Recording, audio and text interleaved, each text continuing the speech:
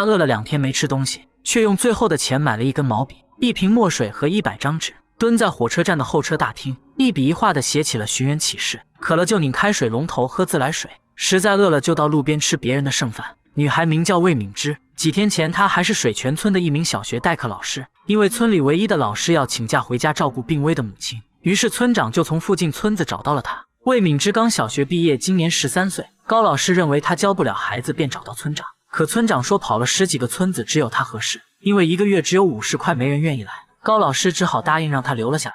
当老师总得会点什么吧？会唱歌。会唱歌，唱一个吧。我们的祖国是花园，花园里的百灵鸟歌连天，歌唱我们的祖国。唱着唱着他就忘词了。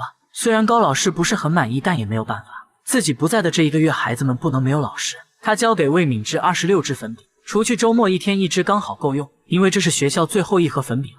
他让魏敏芝每天在黑板上写1篇课文，让孩子们抄，当然字不能写得太大，写得太大就会浪费粉笔。说着指了指外面，像驴粪的大小就可以，等太阳照到墙上的钉子就可以放学。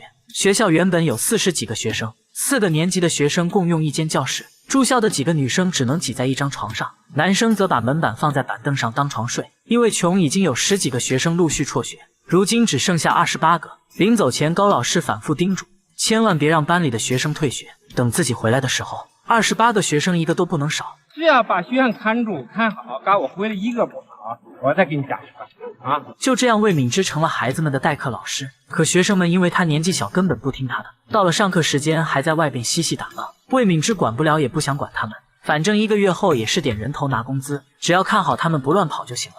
村长看到这一幕十分生气，他让孩子们进教室介绍起新来的老师。他姓魏，叫魏敏芝，咱们叫魏老师，叫魏老师。他是卫生垃圾。你甭管是谁，我请的老师就是老师。村长警告孩子们不许捣乱，要听魏老师的话。可他刚走，孩子们就又开始嬉戏打闹，完全不把这个小老师放在眼里。魏敏芝把课文写在黑板上让学生们抄，看到学生不听自己的话，他索性走出教室，把门一关。你们不想学，我还不想教呢。魏敏芝坐在门口，任由里面闹翻了天，他也不管。不一会，学习委员出来告状，班里的刺头张慧科在教室捣乱。魏敏芝进去一看，讲桌倒了，粉笔洒了一地。学习委员心疼地捡了起来。魏敏芝很生气，他让张慧科去捡粉笔，两人拉扯时把地上的粉笔踩得稀碎。学习委员心疼的大叫不要踩，可他们并没有在意。晚上，魏敏芝让学习委员写一份学生名单，学习委员在一旁默默地写着日记，就是不搭理他。第二天，校长带着2个陌生人找到魏敏芝，原来他们是县里的体育老师，来学校挑选好的体育苗子。预备，好！啊，不错不错。最终，他们选中了一名女孩，要送她去县里读书。魏敏芝当然不答应，班里学生1个也不能少。他把女孩藏了起来，教练怎么劝都没用。村长悄悄找到张慧科，用5毛钱撬开了他的嘴。等魏敏芝反应过来，已经来不及了，女孩已经坐上车被他们带走了。原来校长已经跟高老师说明情况，这次并不算魏敏芝失职，虽然不是自己的错，但魏敏芝还是很失落。这时张慧科拿着学习委员的日记打小报告，说他在日记里说魏敏芝的坏话。魏敏芝让他当众念出来给大家听。新来的魏老师不像高老师那样爱惜粉笔，我知道再小的粉笔头高老师都舍不得扔掉。记得有一次，我把一个已经拿不住的粉笔头丢到墙角，过了一会儿，高老师看见，就把它捡了回来。他用2个手指的指甲捏住粉笔头，在黑板上又多写了1个字。我这心里很难过。一会儿又白又长的形容笔，现在成了又黑又短的粉笔头了。念完后，学习委员夺回自己的日记本，坐在位子上默默地流泪。一向调皮的张慧科安静了下来。魏敏芝不知道该说什么，木讷地站在原地。晚上，魏敏芝找来张慧科，让他给学习委员道歉，可张慧科却怎么都不肯说。眼看魏敏芝不依不饶，没办法，他掏出村长给的5毛钱，让学习委员去买新粉笔。1盒粉笔1块钱，5毛钱可以买20根。说完，他嬉皮笑脸地关门离开。第二天，魏敏芝点名时发现张慧科不见了，同学说他被家里人叫回去，不让他上学了。为了完成1个都不能少的任务，魏敏芝翻过大山来到张慧科的家里。原来张慧科的爸爸死得早，妈妈常年卧病在床，家里欠下好几千的债，于是妈妈便让他跟同村的孩子一起去城里打工。可张慧科才12岁，能打什么工？魏敏芝要来张慧科打工的地址，决定去城里把他给找回来。经过打听，他知道去城里的车票是3块，自己来回加上张慧科就是9块，可他根本没钱，于是他让学生们凑路费，等自己拿到工资就还他们。可搜遍了全班，也只是一堆皱巴巴的零钱，加起来连1块都不到。这点钱怎么够呢？这点钱不够。这时班上有人提议去砖厂搬砖，搬1块砖能赚1分5，1000块砖就是15块。于是魏敏之号召大家一起去搬砖，可他们来到砖厂后发现厂长不在，魏敏之让大家先搬，搬完厂长回来自然会给钱。孩子们忙得热火朝天，2小时后终于搬够了1000块砖。这时厂长回来了，大骂孩子们捣乱，原来他们把人家搬出去的砖又搬了回来，还碰坏了好多砖。魏敏之可不管，追着厂长一个劲的问他要钱，孩子们也叽叽喳喳的围着厂长不让他走。厂长听说他们是高老师的学生，于是看在高老师的份上给了他们15块钱。我简直是基金会、辅助单位不平款了我。回去的路上，孩子们开心坏了，他们满头大汗，嚷嚷着口渴。魏敏之决定请孩子们喝汽水，除去9块钱的路费，还剩6块钱。于是来到小卖部买了2瓶可乐。这是孩子们第一次喝可乐，他们你一口我一口，小心翼翼地喝着。这东西喝到嘴里甜甜的麻麻的。轮到魏敏之的时候，可乐已经不多了，他假装喝了一口就递给了别的孩子。大家来到车站却傻眼了，一张车票不是3块钱，是20块05毛，也就是说他们需要61块5毛钱，换算成砖头的话就是15万块。1000块砖就搬了2个小时，15万块这得搬1个月才能搬完。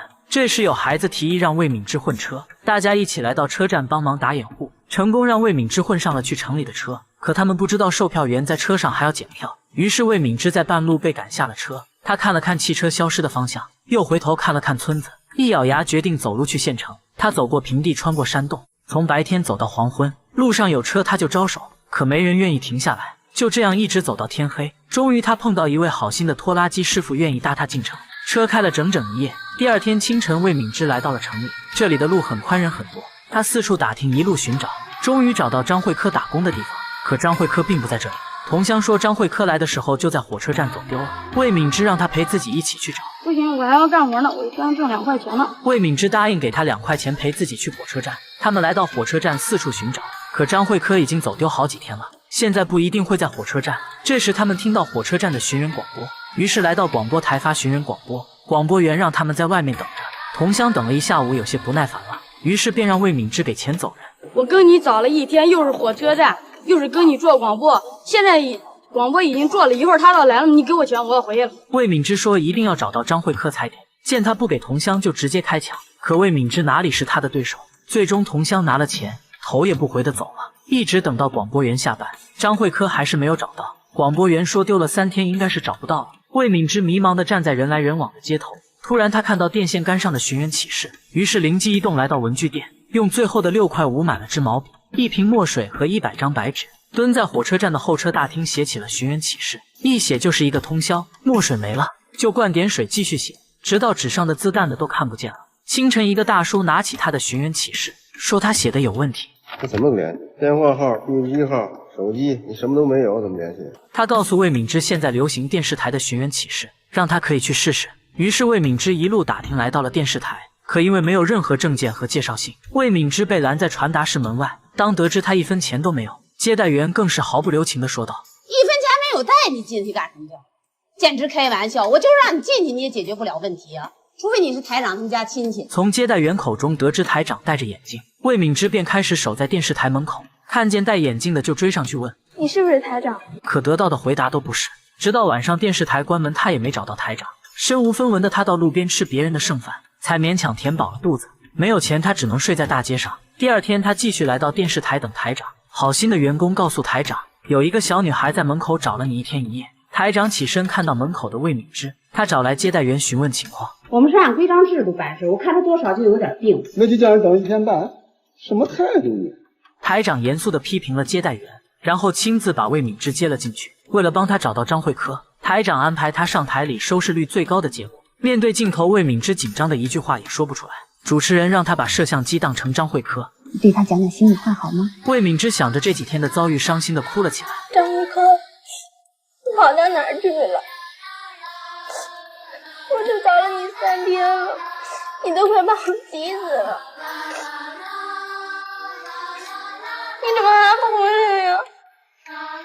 另一边，自从张慧科走丢后，他白天在市场里到处讨东西吃，晚上就睡在火车站。幸运的是，他遇到了好心的老板娘，给了他1碗面。说以后饿了就过来帮忙刷刷碗，就给他吃的。这天老板娘看到节目，她把张慧科拉到电视机旁，问他电视上找的是不是他。看着电视里的魏敏之，张慧科没有说话，没有喊叫，而是默默地流着眼泪。不久，电视台把他们送回了村子，还有社会各界爱心人士捐赠的物资。讲台上摆满了五颜六色的粉笔，魏敏之让孩子们挑一根自己喜欢的颜色，在黑板上写一个字。孩子们纷纷拿起粉笔开始写字。等到张慧科他多写了2个字，孩子们不约而同地念了出来。魏老师。孩子们笑了，魏敏之也笑了。这个倔强的女孩终于完成了她的使命，一个也不能少地守护了这帮孩子们。这部电影全部启用没有任何表演经验的普通人，片中的角色就是他们生活中的真实身份。朴实真挚的表演让他斩获金狮百花2项大奖。他让人们关注到了山区的孩子，关注到了农村的教育，带动更多的人来帮助这些大山里的孩子。